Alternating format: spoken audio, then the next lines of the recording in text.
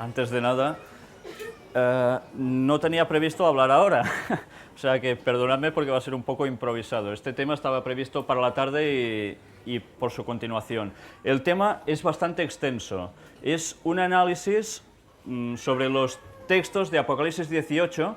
Ahora no voy a comentar Biblia en mano los textos, para no perder más tiempo, vamos a pasar directamente a citas del Espíritu de Profecía que se relacionan con este gran mensaje que está en Apocalipsis 18 y que demasiadas veces quedan aparcados en el tintero, tristemente. La continuación se dará esta tarde y allí, si Dios quiere, sí haré un preámbulo para tratar un análisis sobre los propios textos bíblicos. Voy ya sin más a ir comentando y os voy a pedir que los que sabéis leer español sigáis la lectura conmigo. Os advierto que se va a hacer un poco pesado porque es mucha lectura, pero sabéis, este tema creo que era necesario presentarlo así para que nadie pueda decir que todo el mensaje que se está presentando desde aquí en estas conferencias no tiene nada que ver con nuestra doctrina o que esto no es una cosa profética. Por tanto, no quiero ser yo el que hable, sino que sea el propio Espíritu de Profecía. Cierto es que se puede llegar a decir incluso, bueno, pero es que se ha manipulado las citas. Pues por vosotros mismos lo podréis comprobar. Va a aparecer incluso dónde se encuentran para que lo podáis buscar en vuestras casas y mirar los textos, los contextos y todo lo que haga falta. Voy ya sin más a empezar con ello.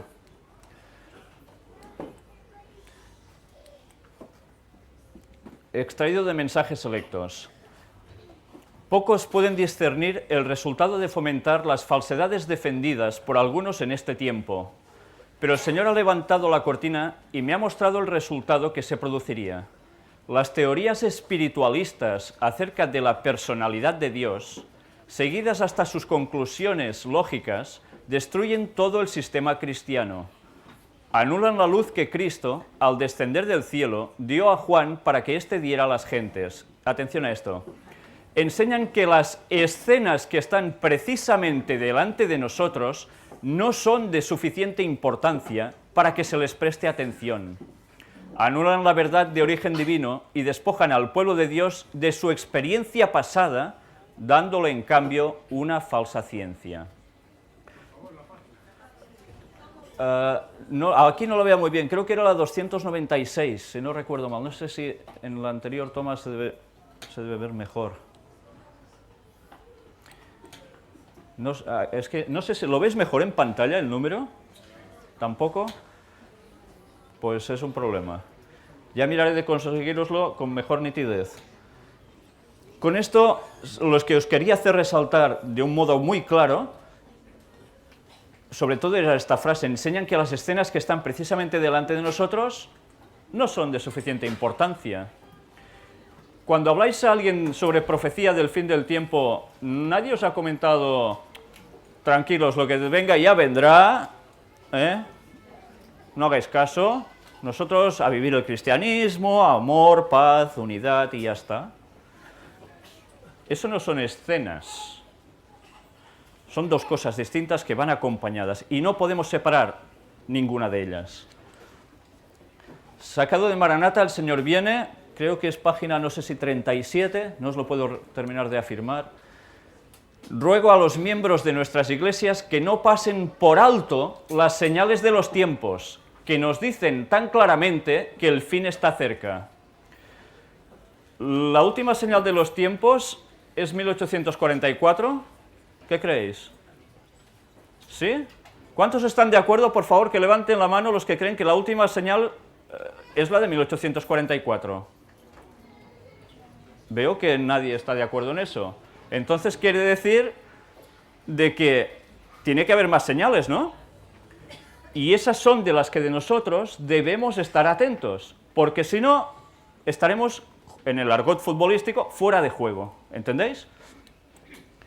Palabras de vida del Gran Maestro. No puedo deciros la página.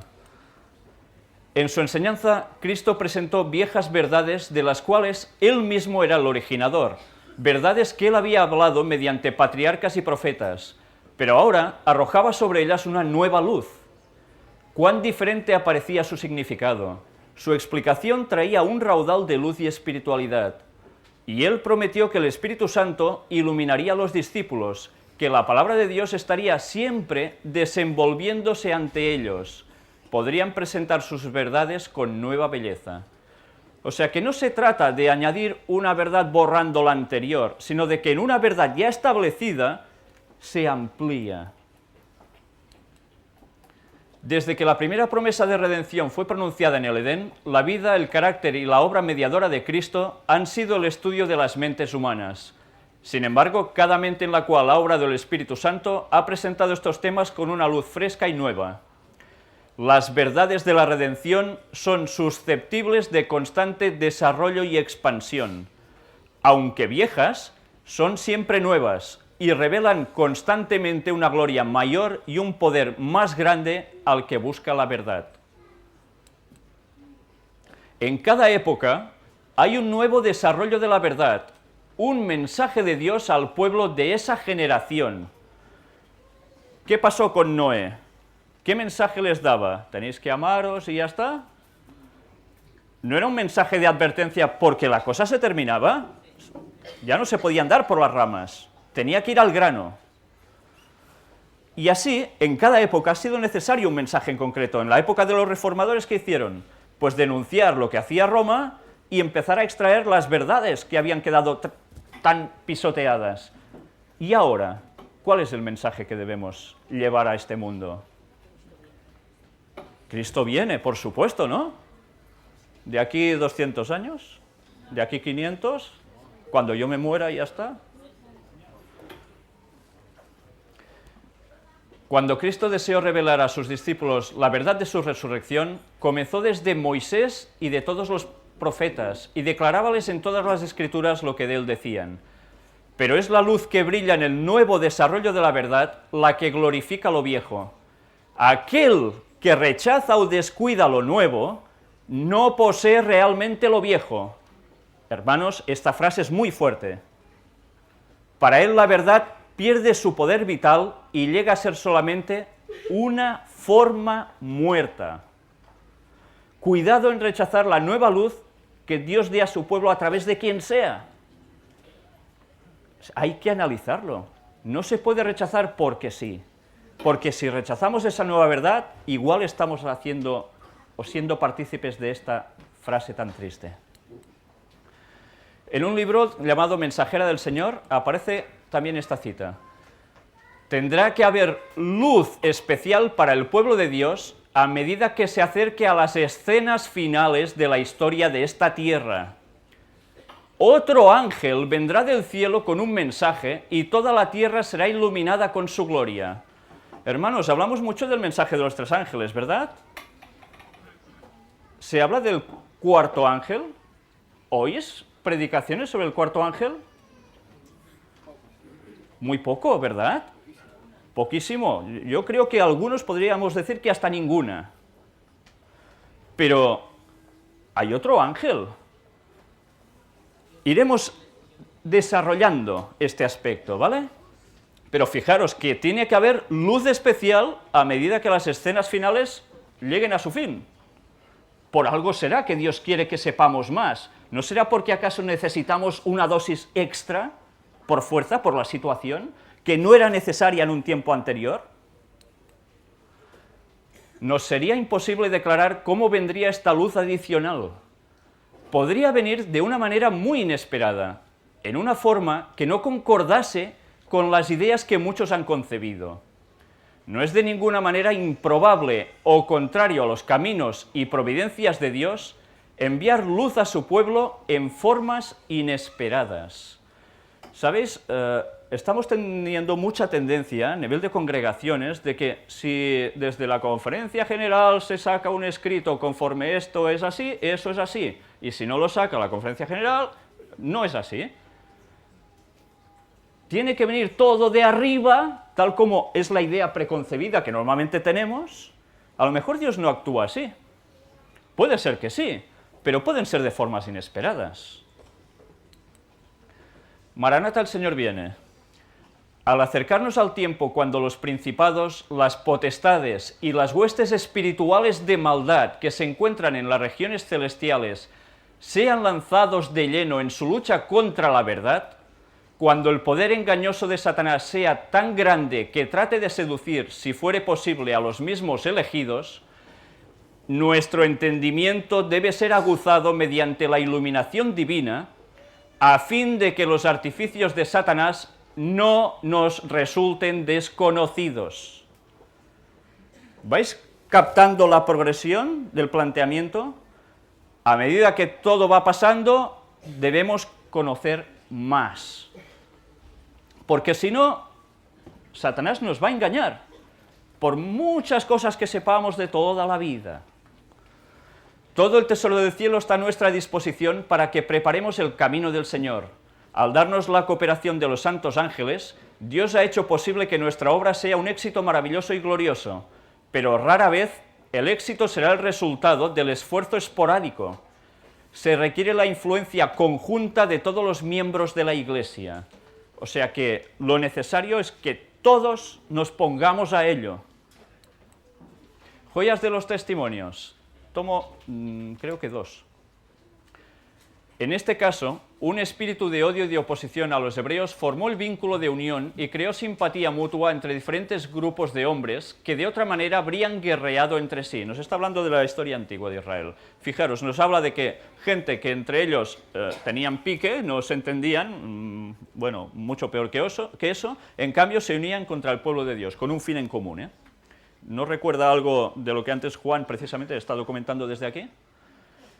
Esto ilustra bien lo que con frecuencia presenciamos en nuestra época en la unión de hombres de diferentes denominaciones para oponerse a la verdad presente. Hombres cuyo único vínculo parece ser lo que pertenece a la naturaleza del dragón y que manifiestan amargura y odio contra el remanente que guarda los mandamientos de Dios. Esto se ve especialmente entre los adventistas que guardan el primer día, etcétera, etcétera, etcétera. Fijaros como ya en esa época ella estaba hablando de esto, y esto lógicamente tenía que ir a más.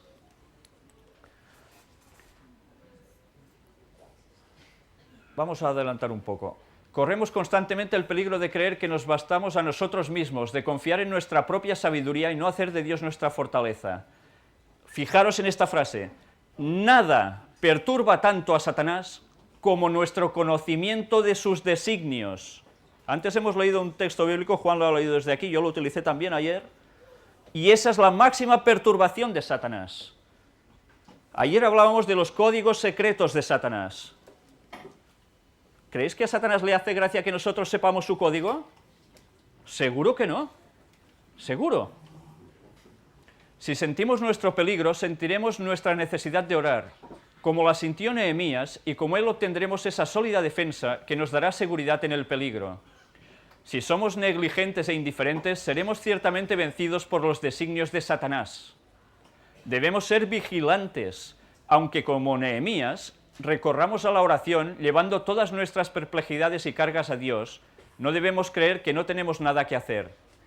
¿Qué debemos hacer nosotros entonces? Debemos velar y orar.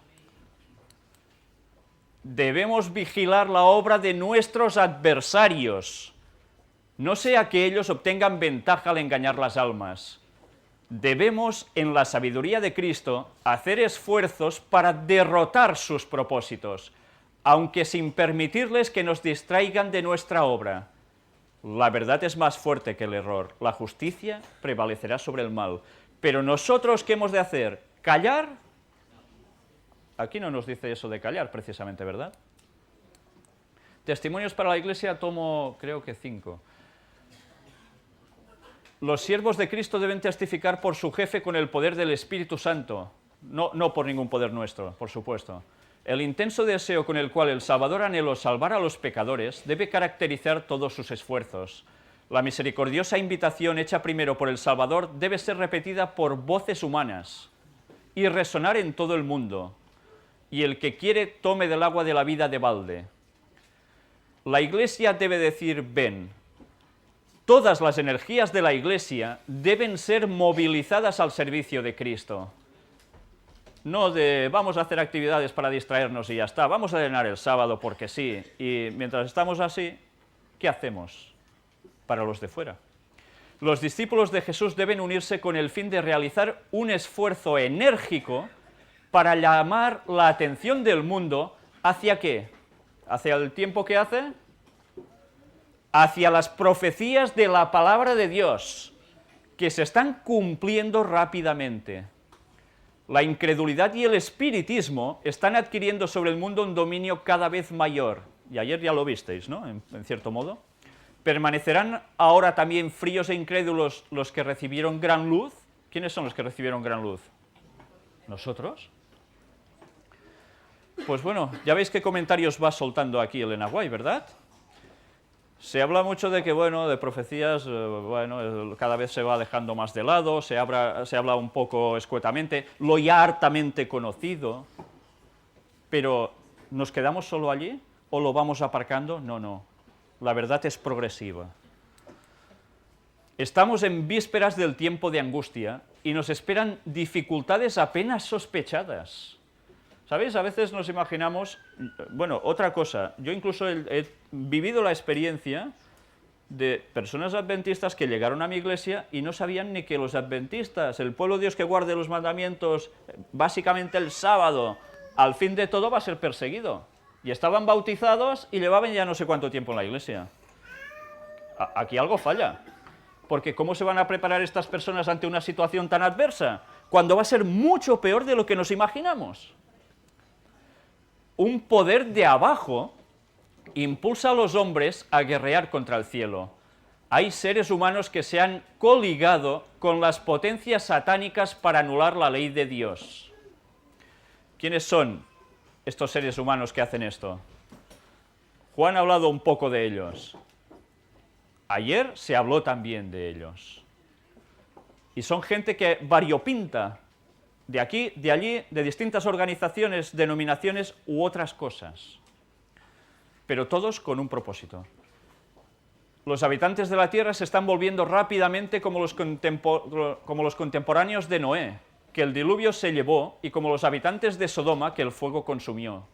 Las potencias de Satanás se esfuerzan por distraer las mentes de las realidades eternas, y eso me suena también a lo que decía Ricardo ayer. Comentario Bíblico Adventista, tomo 7a. El subtítulo, una prueba infalible. Satanás ha descendido en estos últimos días para operar con todo engaño de iniquidad para los que se pierden. Su majestad satánica obra milagros a la vista del falso profeta, delante de los hombres, pretendiendo que verdaderamente es Cristo. Satanás da su poder a los que lo están ayudando en sus engaños. ¿Habéis leído bien esta frase que está en rojo? ¿A qué conclusión llegáis vosotros mirando esto? Su majestad satánica, Lucifer, obra milagros a la vista ¿de quién? Del falso profeta. ¿Qué es el falso profeta o quién es? ¿Cómo? El protestantismo, Estados Unidos en concreto, ¿no? ¿Y delante de quién obra los milagros? Delante de esta gente. O sea que, ¿dónde va a actuar Satanás también cuando aparezca haciéndose pasar por el Mesías? Estados Unidos. La sede fuerte del protestantismo que va a incitar la ley dominical a todas partes. Aunque sabemos por otras citas que Elena White también habla de que va a aparecer en varias partes del mundo cristiano, no solo allí. Vamos a avanzar un poco. Este mundo es un teatro. Los actores, los habitantes del mundo, se están preparando para desempeñar su parte en el último gran drama. Se pierde de vista a Dios. No hay unidad de propósito, con la excepción de grupos de hombres que se unen para lograr sus fines. Dios observa las cosas. Se cumplirán sus propósitos en cuanto a sus súbditos rebeldes. El mundo no ha sido entregado en las manos de los hombres, aunque Dios esté permitiendo que los elementos de confusión y de desorden predominen por un tiempo. Y así lo parece, ¿no? Cuando vemos la situación mundial, tenemos esta sensación, un caos, y aquí nadie se entiende, y esto se va a liar, y aquí... Vamos a ver ahora lo que pone. Un poder que procede de abajo está en acción para causar las últimas grandes escenas del drama, cuando venga Satanás como si fuera Cristo y obre con todo engaño de iniquidad en aquellos que se están ligando en sociedades secretas. Los que se rinden ante el sentimiento de formar tales confederaciones están desarrollando los planes del enemigo. El efecto seguirá la causa. ¿Quién va a ser? ¿Qué grupo va a ser quien prepare el terreno a la falsa venida del Mesías, a Satanás haciéndose pasar por Jesús? Las sociedades secretas. ¿Tiene importancia o no tiene importancia tratar este tema? Por supuesto que sí. Si no, ¿qué estamos viendo? La segunda venida y el cielo. Lo otro era una carta del 141. La gran multitud de redimidos. Junto al trono estaban los que antes, está hablando cuando ya toda la historia del mundo ha terminado, Junto al trono estaban los que antes habían sido celosos promotores de la causa de Satanás, pero que, rescatados como tizones arrebatados del incendio, habían seguido al Salvador con profunda e intensa devoción. Esta cita es tremenda, Habrá gente, incluso quizás de ellos, que no hacen otra cosa que llevar adelante los propósitos de Satanás, que al final se van a cambiar de bando y van a estar al lado del pueblo de Dios. ¿Por qué? Pues porque alguien les habrá dicho algo antes, si no, no van a cambiar porque sí. Esta gente sincera, que pueden estar entre ellos, también van a reaccionar. No todos, por supuesto, pero algunos sí. ¿Y estos dónde se van a situar en el trono de Dios? Pues ya lo veis. Es increíble. Y a veces dejamos también que estas personas quizás, uy, este es un masón, ¿no? Ni le hablemos del Evangelio, no sea acaso que, o este pertenece a qué cosa tan extraña. También deben conocer el Evangelio. Y sabéis, yo os puedo contar la propia experiencia de contactos con personas que pertenecen a estas sociedades secretas, y uno de ellos, después de 25 años, ahora ha dejado la masonería y se está volviendo a leer el Conflicto de los Siglos. Y no creo que va a ser el único en este mundo, estoy convencido. Y pensad que además era astrólogo y además había estudiado teología católica. ¿Puede haber un cambio o no puede haber un cambio en estas personas? Por supuesto que sí. Detrás estaban los que perfeccionaron caracteres cristianos en medio de la falsedad y la infidelidad, los que honraron la ley de Dios cuando el mundo cristiano la declaró nula, y los millones de todas las épocas que cayeron como mártires por causa de su fe. Y más atrás aún estaba la gran multitud, la cual nadie podía contar, de todas naciones, tribus y pueblos y lenguas.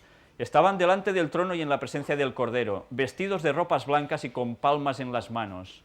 Su lucha había concluido, su victoria ya había sido lograda, y todos unidos, porque en el fondo de todas partes vendrán a Dios. Maranata, el Señor viene. Se me señaló la época en que terminaría el mensaje del tercer ángel. El poder de Dios había asistido a sus hijos, quienes después de cumplir su obra estaban preparados para sobrellevar la hora de prueba que les aguardaba. Fijaros, no vamos a estar preparados para soportar la prueba si antes que no hemos participado en terminar esa obra. Habían recibido la lluvia tardía o refrigerio de la presencia del Señor y se había reavivado el viviente testimonio. Por todas partes había cundido la postrera gran amonestación. ¿Y qué pasó entonces, según cuenta ella? Y está hablando de futuro. Agitando y enfureciendo a los moradores de la tierra que no habían querido recibir el mensaje. O sea que hay un mensaje especial de amonestación al mundo que hará que Satanás actúe. Porque si no, Satanás, ¿para qué actuar si ya tiene gran parte de nuestro propio pueblo en sus arras? Solo si se empieza a ir la gente hablando más de lo que le conviene a Satanás, él actuará en forma contundente como antes. Y eso va a pasar. Como decía Ricardo, nos guste o no nos guste, con nosotros o sin nosotros, pero eso va a pasar. Pero ojalá nosotros seamos partícipes de ello. Maranata, el Señor viene. Los ángeles ven la señal de Dios. Se cita aquí, vi también a otro ángel que subía de donde sale el sol y tenía el sello del Dios vivo, y clamó a gran voz a los 4 ángeles, a quienes se les había dado el poder de hacer daño a la tierra y al mar, diciendo: no hagáis daño a la tierra, ni al mar, ni a los árboles, hasta que hayamos sellado en sus frentes a los siervos de nuestro Dios. Apocalipsis 7, 2, 3. Y Elena White dice: todo en el mundo está alterado, las naciones se han airado y se realizan grandes preparativos para la guerra. Una nación conspira contra otra y un reino contra otro. El gran día de Dios se apresura rápidamente. Pero aunque las naciones alistan sus fuerzas para la guerra y el derramamiento de sangre, todavía está en vigencia la orden dada a los ángeles de que retengan los 4 vientos hasta que los siervos de Dios sean sellados en sus frentes. Por conclusión lógica, en el momento en que Dios dice hasta aquí, y saca, se aparta, ¿qué pasa en el mundo? ¿Que la gente va a bailar sardanas, jotas, sevillanas y tan tranquilos? No, una guerra enorme, colosal. El mundo, antes de que Cristo vuelva, estará en convulsión de guerra. Los 4 vientos siguen retenidos hasta que los siervos de Dios sean sellados en sus frentes. Entonces los poderes de la tierra reunirán sus fuerzas para la gran batalla final. Para una gran batalla final, ¿eh? Todos reunidos, ¿eh? No sé a qué os suena esto en la Biblia, algún texto de Apocalipsis. Con cuánto cuidado deberíamos aprovechar entonces el corto periodo que resta de nuestra peregrinación. Mentes que se han entregado a pensamientos desordenados deben cambiar. Los pensamientos deben concentrarse en Dios. Y allí nos toca a todos, ¿eh? No nos escapamos ni uno. Ahora es tiempo de realizar un ferviente esfuerzo para vencer las tendencias naturales del corazón carnal. Precisamente antes de entrar en el tiempo de angustia, todos recibimos el sello del Dios vivo. Entonces vi que los 4 ángeles dejaban de retener los 4 vientos. ¿Y qué pasó? Y vi hambre, pestilencia y espada. Una nación se levantaba contra otra y el mundo se hallaba en confusión. ¿Esto es simbólico, hermanos? ¿Alguien cree que esto es simbólico? ¿Es que no? Yo tampoco, la verdad. Luego, si diese tiempo, tenía preparada una charla con las noticias de actualidad en relación con la profecía. Montones de noticias que están pasando casi cada día y no nos estamos dando cuenta normalmente de que tienen su relación profética y que normalmente cuando suceden además tampoco se comentan desde los púlpitos, quizás en algún sitio, pero qué difícil es. Si nosotros no conocemos a fondo la profecía y lo que va a pasar y lo sabemos determinar en su sitio, no vamos a dar importancia a casi nada. Pero hablaremos también, si se puede llegar a hacer y si queréis hacer esa charla, sobre hambres, pestilencias, espadas, y veréis qué relación hay con todo esto. ¿Cuál es el sello del Dios vivo que se pone en la frente de sus hijos? Es una marca que pueden ver los ángeles y no los ojos humanos, puesto que el ángel destructor debe percibir esa señal de redención. Y ahora aquí pregunto, si el sello de Dios dice que esta marca no la puede ver nadie, solo que los ángeles, Satanás tiene una marca también, ¿no? ¿Esa se podrá ver o no se podrá ver? ¿Es solo una cuestión espiritual de sábado-domingo o hay algo más junto con esto? Los que tengáis las conferencias grabadas en DVD, veréis cómo hay algo más aparte de esto, y Elena White también habló mucho de ello, pero yo os lo dejo aquí. La mente inteligente ha visto la señal de la cruz del Calvario sobre los hijos e hijas que han adoptado el Señor. El pecado de la transgresión de la ley de Dios es borrado. Están ataviados con el vestido de bodas y son obedientes y fieles a todos los mandamientos de Dios. Nos hallamos en el tiempo del zarandeo, cuando todo lo que pueda ser sacudido lo será. ¿Y no lo está siendo acaso? ¿No se tambalean nuestras doctrinas por mucha gente que está yendo contra ellas? Pero no solo las doctrinas que ya tenemos asumidas, sino de interpretaciones proféticas, hermanos, ¿eh? El Señor no excusará a los que conocen la verdad si no obedecen sus mandamientos en palabra y obra. El conflicto de los siglos. y este apartado es interesantísimo. Nos habla de Wolf, un personaje que ya sabéis quién es, creía inminente la venida del Señor. Según su interpretación de los periodos proféticos, la gran consumación debía verificarse en fecha no muy diferente de la señalada por Miller. A los que se fundaban en el pasaje del día y hora nadie sabe, para afirmar que nadie podía saber nada respecto a la proximidad del advenimiento, Wolf les contestaba: ¿dijo el Señor que el día y la hora no se sabrían jamás? ¿No nos dio señales de los tiempos para que reconociéramos siquiera la proximidad de su venida, como se reconoce la cercanía del estío por la higuera cuando brotan sus hojas? ¿No conoceremos jamás ese tiempo cuando él mismo nos exhortó no solo a leer la profecía de Daniel, sino también a comprenderla? Y es precisamente en Daniel donde se dice que las palabras serían selladas hasta el tiempo del fin, lo que era el caso en su tiempo, y que muchos correrán de aquí para allá, expresión hebraica que significa observar y pensar en el tiempo, y la ciencia respecto a ese tiempo será aumentada. Además, nuestro Señor no dice que la proximidad del tiempo no será conocida, sino que nadie sabe con exactitud el día ni la hora. Dice que se sabrá bastante por las señales de los tiempos, para inducirnos a que nos preparemos para su venida, así como Noé preparó el arca.